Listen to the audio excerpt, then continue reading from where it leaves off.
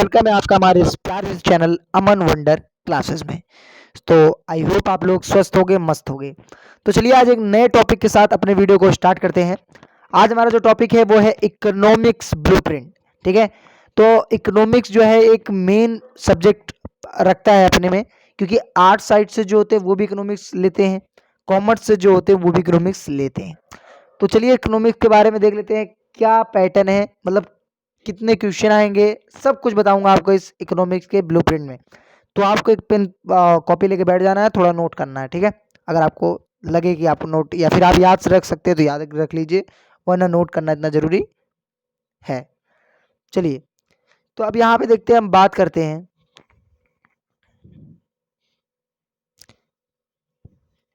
देखिए, इकोनॉमिक्स के अंदर आपके टू बुक्स आती हैं। अब वो जो पहली बुक है वो है इंडियन इकोनॉमिक्स, आपको पता ही होगा, इंडियन इकोनॉमिक्स 12th की बात कर रहा हूँ मैं। दूसरी बुक है मैक्रो इकोनॉमिक्स। देखो बात को समझो, मैक्रो इकोनॉमिक्स। अब जो दूसरी बुक है और इंडियन इकोनॉमिक्स है, और ये दोनों ही बुक अपने में उतना ही वेटेज रखते हैं जितना एक बुक। देखो, पहली बुक भी 40 मार्क्स की है, एक मिनट, पहली बुक भी आपकी 40 मार्क्स की है, इंडियन वाली भी 40 मार्क्स की है, मैक्रो भी आपकी 40 मार्क्स की है। यानी कि ऐसा कोई नहीं कह सकता कि उसको ज़्यादा पढ़ना है, उसको कम पढ़ना है, दोनों का वेटेज अपने में बराबर है। ठीक है, तो यहाँ पे एक ये आपको याद रखना है कि हमें पढ़ना दोनों में उतना ही है, मेहनत उतना ही करना है। तो अब बात आती है कि आखिर ये क्या है जो करें। अगर मैं आपको एक प्लान बताऊं, एक स्ट्रेटजी टाइप का बताऊं, तो सबसे पहले अगर आप हाथ लगाओ तो आपको सबसे पहले मैक्रो पे हाथ लगाना चाहिए, फिर बाद में आपको इंडियन इकोनॉमी पढ़ना चाहिए, क्योंकि इंडियन इकोनॉमी एक स्ट्रिक्ट तरह है, आप पढ़ोगे भूल भी सकते हो, पर जो ये मैक्रो इसमें कॉन्सेप्चुअल चीज़ें हैं सारी, तो इसको आप याद कर लोगे जल्दी। और ये इसमें इंपॉर्टेंट चैप्टर जैसे नेशनल इनकम कुछ चैप्टर हैं, जिसको आपने कवर कर लिया तो आपके आधा से ज़्यादा सिलेबस इसके कंप्लीट हो जाएंगे। इसको ये ज़्यादा इसमें कुछ दिन का चैप्टर होता है, इसको आप अगर सही से पढ़ने लगोगे ज़्यादा दिन मिनिमम मैक्सिमम अगर मैं बात करूँ तो 2 मंथ 1 मंथ में ये पूरा हो सकता है, पर इसमें आपके 2 मंथ 3 मंथ लग सकते हैं अगर आप इसको सही से करोगे तो। बाकी रिवीजन सहित, नोट्स सहित की बात कर रहा हूँ मैं। अब बात करते हैं आगे की। तो देखो, आपका 40-40 मार्क्स का आएगा, तो 20 मार्क्स का आपका एमसीक्यू आने वाला है इस ईयर में। 20 मार्क्स का आपका 20 मार्क्स का आपका क्या आएगा, एमसीक्यू आएगा, एमसीक्यू मल्टीपल चॉइस क्वेश्चन। ठीक है, तो अब 20 नंबर का जब एमसीक्यू आ रहा है तो जाहिर सी बात है 10 नंबर मैक्रो से आएंगे, 10 नंबर आपका इंडियन इकोनॉमी से आएगा। क्लियर है। अब यहाँ पे बात आती है कि लॉन्ग एंड शॉर्ट आंसर कितने आएंगे। तो अब मैं एक बात बताता हूँ, जब 20 मार्क्स का आपका एमसीक्यू हो गया और टोटल आपके पास कितने क्वेश्चन आएंगे, मैं आपको बताता हूँ। टोटल आपके पेपर में 34 क्वेश्चन आएंगे, 34 क्वेश्चन आपके टोटल आएंगे, याद रखना है आपको। 34 क्वेश्चन आपके टोटल पेपर में आपको देखने को मिलेंगे, जिसमें से 20 नंबर का आपका एमसीक्यू होगा, और यहाँ पे आपका 14 जो क्वेश्चन होंगे वो होंगे आपके शॉर्ट और लॉन्ग। तो अब यहाँ पे बात आती है कि जब शॉर्ट और लॉन्ग होंगे तो इसमें से देखो 14 क्वेश्चन आपके हो जाएंगे शॉर्ट एंड लॉन्ग क्वेश्चन, ये भी आपको याद रखना है।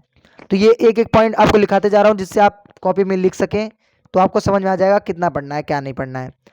तो आपके 34 क्वेश्चन आएंगे, 20 नंबर के एमसीक्यू आएंगे, एंड 14 जो क्वेश्चन होंगे वो आपके आएंगे शॉर्ट एंड लॉन्ग।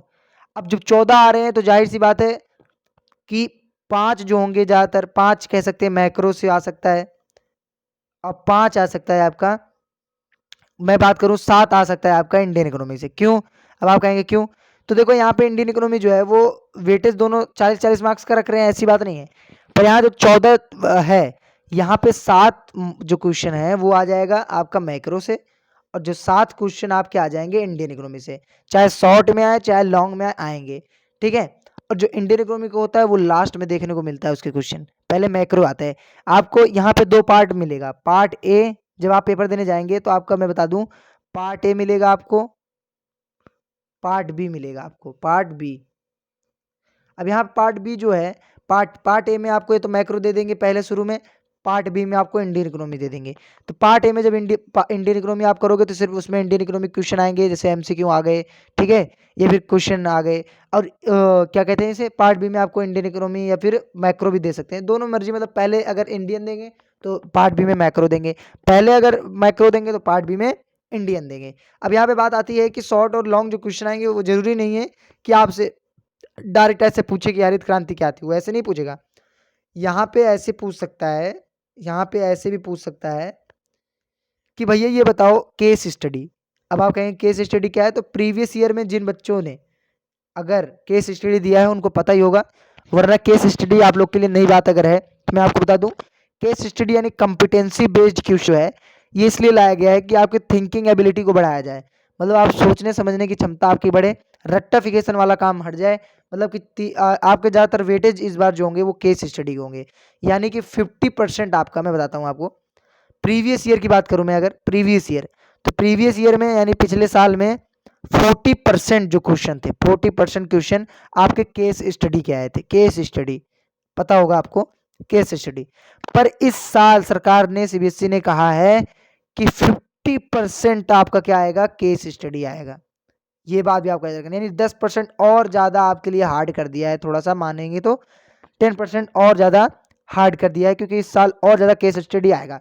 क्योंकि प्रीवियस ईयर में जो था केस स्टडी, वो एक मतलब एक चेकिंग चल रही थी कि कैसे लोग उसको देंगे, बच्चे स्टूडेंट उसको देख पाएंगे नहीं। अब वो समझ गए कि हाँ ठीक है सब दे रहे हैं।